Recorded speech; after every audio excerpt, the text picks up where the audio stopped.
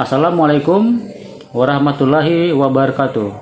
Saya Agus Muhammad Aris, mahasiswa PPG Universitas Mula Warman, program studi Bahasa Inggris.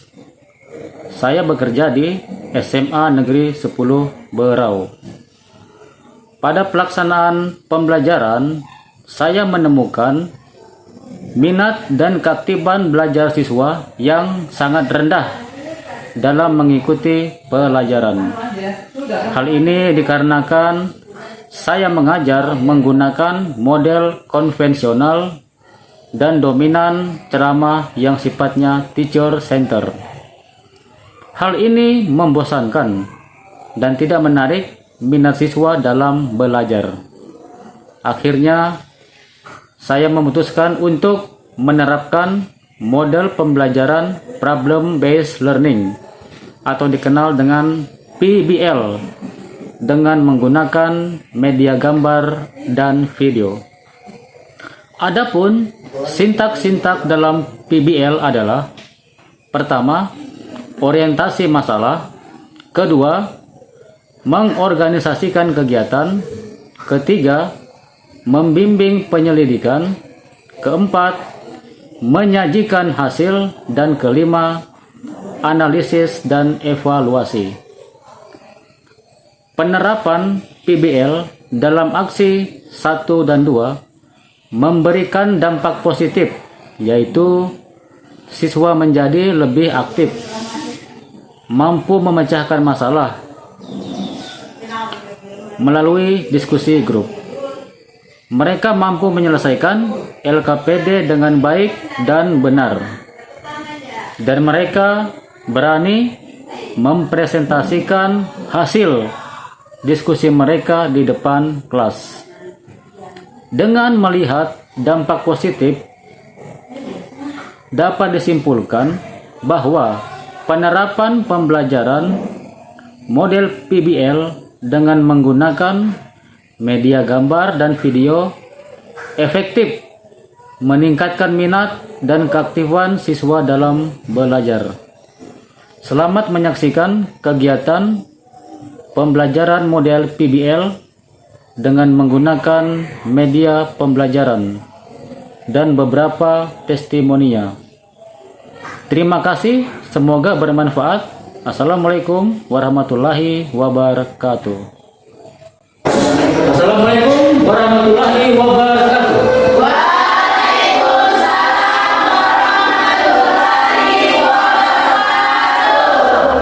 Okay, the students, how are you today?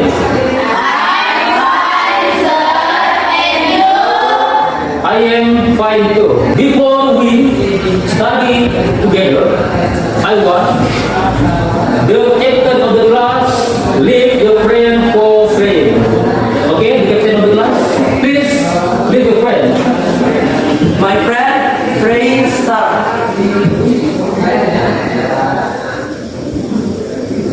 Praying finish. Okay, my students, before we study English together, I will check your attendance of the class. Don't forget, raise your hand when I call your name. Okay?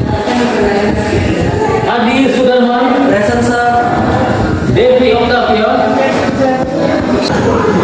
did you still remember what we learned last week? Yes, Octa? Okay, that's right. We study about analytical exposition. So, what we learned after we understood that? Yes, that's right. After we learn about definition, language feature, social function, that is the material that we are going to learn today. Harapan bisa mengerjakan LKPD untuk menyusun teks dari analytical exposition. Okay? Okay, I have a video for you. You must the video. Are you ready to watch the video? Analyze the video. At the same time, small children experience a huge negative impact, be it on their mental health or their physical health. A general problem with today's society and its prevalent problems like laziness, a tendency to be violent, and anxiety can be attributed to the is as strong as the link between smoking and lung cancer. It shows. The children, as well as some adults, have a tendency of worshiping these violent action characters and heroes. They often end up trying to imitate their violent behavior in order to appear more likable and cool in front of their peers. Television has a bigger impact on small children. It decreases their concentration strength. When they watch a TV program, they need to concentrate for only What is the type of the video? Yes, Absina? Analytical exposition video. Yeah, that's right. The video is about analytical exposition video. Jadi video ini tentang teks apa tadi? Ya, analytical exposition. So, what does the video tell us about? Yes, apa? It is about the effect of watching TV on children. Yes, that's right. The video is about The effect the effect of watching TV on children. What is the generic structure of the analytical exposition? Any answer? Yes, Okta? thesis, argument, and reflection. Yes? Okay. Let's take together. Yes, the first is thesis. So, what is thesis? Who can read? Tolong dibaca. What is thesis? Melinda? What is thesis? Thesis is introducing the topic and indicating the reader opinion of it is the main topic of this course in analytical exposition. Yes. What is argument? Arguments are supporting the writer's opinion. The arguments are the part of analytical exposition. There are 6 steps to compose analytical exposition. Jadi yang pertama itu apa? Yang pertama. Ya, sebelum kita, before we compose analytical exposition, we should be able to determine the topic. Itu artinya apa itu? Artinya? Yes, we should be able to compose the topic. Jadi kita harus menentukan dulu topiknya. Topik apa yang akan kita jadikan teks dari analytical exposition. Kemudian yang kedua apa tadi? Yes, define social function. What does it mean? What? Group 1 is Adi Sudarman, Devi, Suryani, and Mutia. Please make group. Yes. The second group is arrange the sentence into good order. Okay. Don't forget, arrange into good order. Do you understand? Any question? Any question, my students? No question? Yeah, good. Good. Assalamualaikum warahmatullahi wabarakatuh.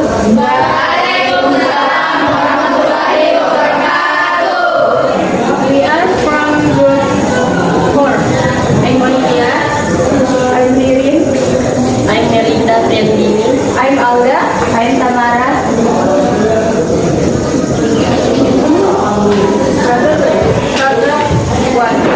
School uniform is special clothes worn by all students of Oxford School. Do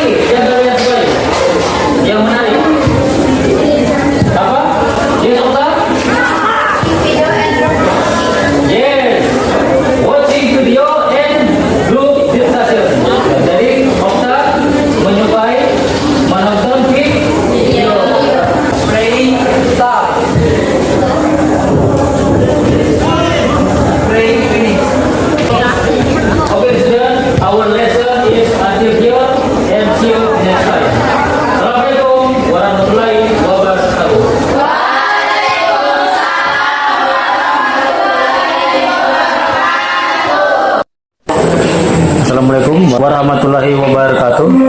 Waalaikumsalam warahmatullahi wabarakatuh. Saya ingin memberikan beberapa pertanyaan dan Pak Ibrahim selaku Wakakurikulum saya harap bisa memberikan pendapatnya. Ya. Yang pertama, bagaimana pendapat Bapak terkait persiapan yang saya lakukan untuk melaksanakan best practice di sekolah ini? Kalau sejauh ini dari pengamatan saya sudah cukup lumayan bagus dari segi persiapan, mulai dari tahap perencanaan, dari tahap proses dan dalam tahap finishing sudah cukup lumayan. Ya. Kemudian, apakah pelaksanaan best practice ini berdampak positif terhadap peserta didik? Menurut Bapak? Kalau menurut saya sangat berdampak positif karena melihat dari hasil yang dilakukan peserta didik ini, terutama dari motivasi dan semangat ini sudah menunjukkan bahwa mereka termotivasi dan bersemangat untuk melakukan proses pembelajaran yang Bapak lakukan. Hal positif apa saja yang terlihat setelah saya melakukan best practice di kelas 11 IPS 1? Mungkin yang pertama dari awal yang saya sampaikan tadi, pertama motivasi. Nah, motivasi anak-anak memang karena pertama letak geografis sekolah kita yang masih berada di pesisir, dan dari segi fasilitas alat penunjang ini memang masih kurang dari harapan. Tapi dengan terjadinya proses pembelajaran ini, saya melihat meskipun anak-anak terbatas dari fasilitas penunjang, tapi setidaknya mereka sudah punya ada minat, motivasi, sehingga tahapan-tahapan dalam proses pembelajaran yang baik sudah mulai terlihat. Ya, baiklah. Yang terakhir, apa saran Bapak untuk saya setelah saya melakukan best practice di sekolah ini? Kira-kira sarannya apa saja? Yang dari pertama, Bapak? mungkin terus melakukan inovasi, terutama dari berbagai aspek, terutama penerapan sikap, pengetahuan, dan psikomotoriknya anak-anak. Ini saya melihat memang sekarang anak-anak ini terutama di daerah-daerah pesisir seperti daerah kita, memang ini perlu ada inovasi dan sebuah upaya dari guru untuk menciptakan sebuah proses pembelajaran yang inovatif, kreatif, sehingga dapat mengcover dari segi kemauan belajar mereka, motivasi, semangat, dan lain-lainnya, sehingga juga mereka bisa betul-betul mengoptimalkan potensi-potensi mereka untuk mendapatkan apa yang seharusnya mereka dapatkan di sekolah. Jadi kedepannya mudah-mudahan proses bukan hanya sekedar Bapak ini harapannya, tapi semua guru yang ada di lingkungan sekolah ini khususnya dapat melakukan inovasi dan terobosan dalam proses pembelajaran, sehingga mampu menghasilkan generasi muda yang berkualitas, bukan hanya dari segi aspek motoriknya saja, tapi semua aspek, baik itu iman dan ketakwaannya, sikapnya, kemudian dari aspek sosialnya, serta aspek-aspek yang lain, dan terutama bagaimana mereka mampu mempersiapkan diri untuk menghadapi tantangan-tantangan ke depan. Karena memang generasi sekarang ini harus kita menyiapkan jauh lebih baik, karena saya rasa tantangan di era globalisasi sekarang itu membutuhkan persiapan yang cukup baik, sehingga mereka nantinya bisa menghadapi tantangan dan risiko ke depannya. Ini saja Pak yang bisa tanggapan yang bisa saya berikan. Mudah-mudahan tugas best practice Bapak ini bisa berjalan sukses. Harapannya dan mudah-mudahan yang kedua adalah inovasi Bapak untuk terus berkelanjutan sehingga yang betul-betul kita nantinya bisa menghasilkan generasi yang lebih baik. Mungkin cukup saya sampai di sini. Saya akhiri. Assalamualaikum. Ya, Assalamualaikum warahmatullahi wabarakatuh. Waalaikumsalam warahmatullahi wabarakatuh. Apakah Pak Agil bersedia memberikan testimoninya? Ya, siap. Saya bersedia memberikan testimoninya. Ya, baiklah. Yang pertama yang ingin saya katakan, apa pendapat Bapak terkait pelaksanaan best practice yang sudah saya lakukan di kelas 11 IPS 1? Ya, menurut saya pelaksanaan best practice yang Bapak lakukan itu sudah baik. Karena terlihat anak-anak begitu bersemangat dalam mengerjakan tugas-tugas, dan itu materinya sudah disampaikan dengan sesuai dengan apa yang diharapkan anak-anak. Dan itu memang sangat diperlukan dalam proses pembelajaran. Ya. Kemudian berdasarkan pengamatan Bapak, apakah rekan-rekan di sekolah menyambut baik kegiatan yang saya lakukan ini? Ya, mereka sangat antusias.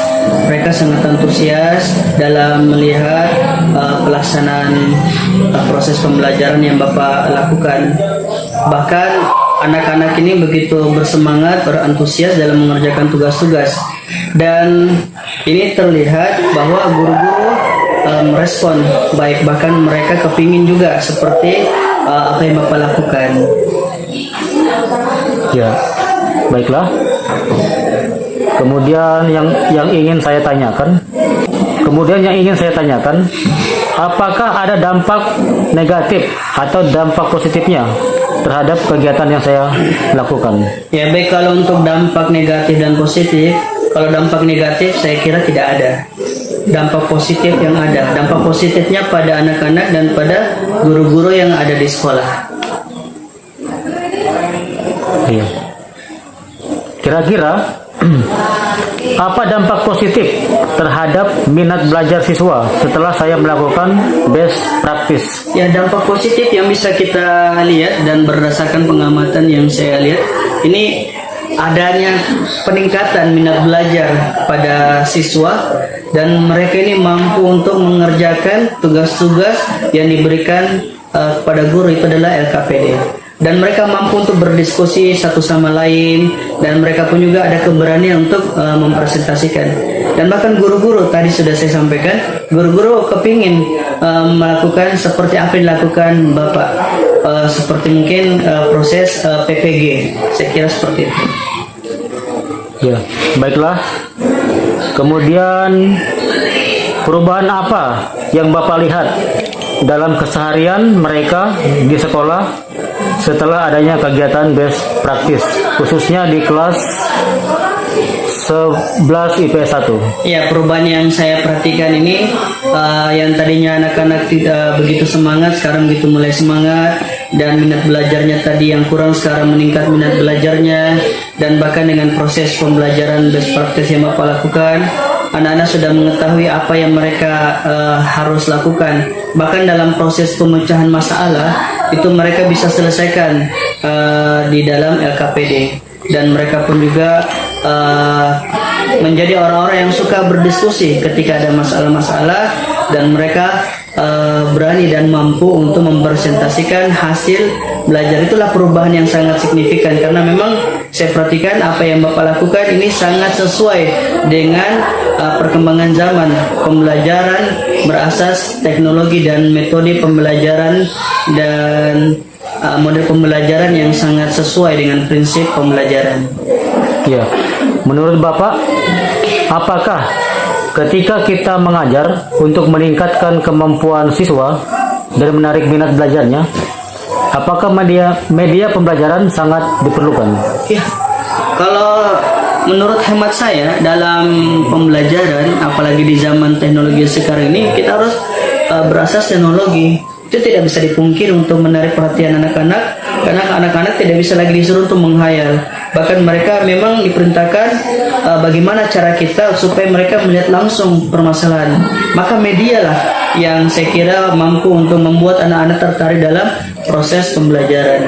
Media pembelajaran itu sangat diperlukan, apalagi sebagai guru mampu untuk menguasai dan bisa untuk memanfaatkan media-media yang ada dalam sehingga tercapai tujuan dalam pembelajaran. Iya. Baiklah, yang terakhir, menurut Bapak, apakah program PPG bermanfaat bagi guru yang salah satunya ada kegiatan best practice? Ya, baik. Kalau berbicara tentang PPG, saya kira ini menarik karena memang saya sendiri sebenarnya baru juga lulus dari PPG, alhamdulillah, dan saya kira ini memang sangat baik dan harus disambut baik positif oleh setiap guru-guru. Maka PPG ini sangat membantu sekali bagi guru-guru untuk meningkatkan kompetensi, untuk meningkatkan kemampuan dalam kegiatan belajar mengajar.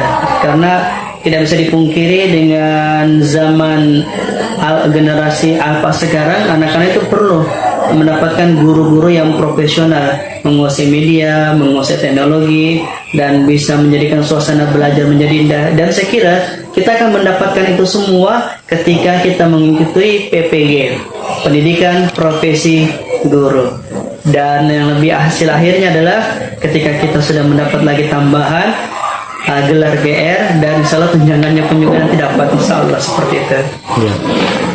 Baiklah Pak Agil, terima kasih atas testimoni yang diberikan. Semoga bermanfaat untuk kita semua, khususnya teman-teman dan siswa-siswi yang ada di SMA Negeri 10.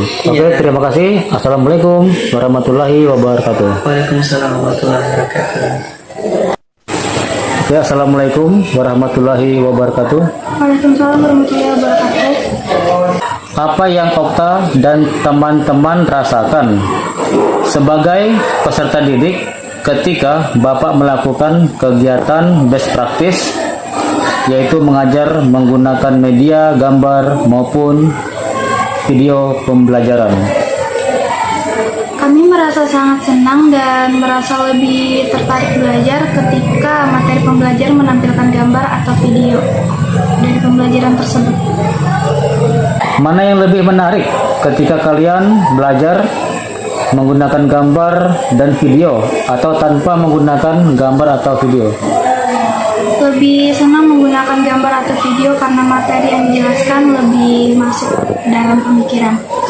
Apa yang kalian rasakan setelah belajar menggunakan media pembelajaran? Kami sangat tertarik dan lebih bersemangat untuk mengerjakan tugas-tugas dari materi yang diberikan. Bagaimana pada kegiatan belajar yang kalian sukai? Kami sangat suka saat menonton video atau gambar yang Bapak berikan dan saat berdiskusi kelompok. Ya, kira-kira apa manfaatnya dari berdiskusi secara berkelompok? Kalau manfaatnya? Bertukar pikiran, bertukar pemahaman, dan memberi saran. Ya, jadi kalian bisa bertukar pikiran dan juga berbagi informasi dalam memecahkan masalah. Kira-kira kalau untuk soal-soal kemarin, apakah soal-soalnya bisa dijawab semuanya? Kalau soal-soalnya? Alhamdulillah bisa, Pak. Ya, apakah kalian menjawab soalnya secara berkelompok itu lebih mudah daripada mengerjakan secara individu? Lebih mudah secara berkelompok karena kami dapat memberikan saran, memberikan pendapat, dan pemikiran kami di situ, Pak. Ya, jadi itu ya. Jadi manfaatnya kalau kita berdiskusi secara kelompok, kita dapat saling bertukar pikiran.